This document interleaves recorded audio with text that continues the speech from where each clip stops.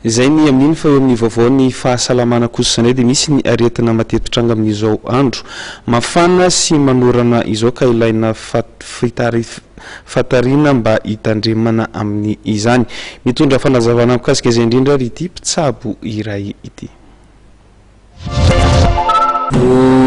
Aretina pazonina amin'izao dia fangaro daholo.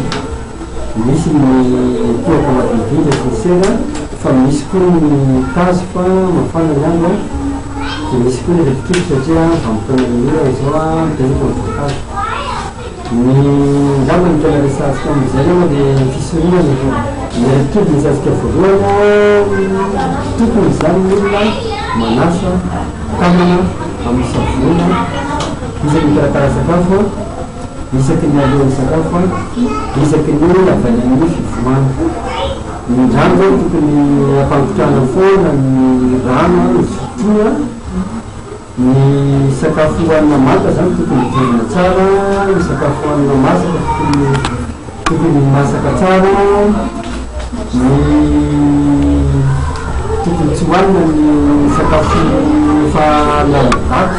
Tokony sarana koa zany ny fitoerana sakafo sy ny fitoerana zavatra hafa ohatra amin'io ny famonoana botely, ny savony, ny fandrobana satria misy mifangaro tapoka iny dia lasa pozona antsika zany zavatra iny.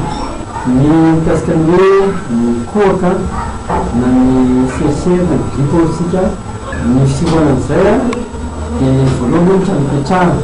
Ny trano zany tokony azo ny ango tsara, tokony ho azo rivotra, miady amin'ny tazo dia miady amin'ny moka.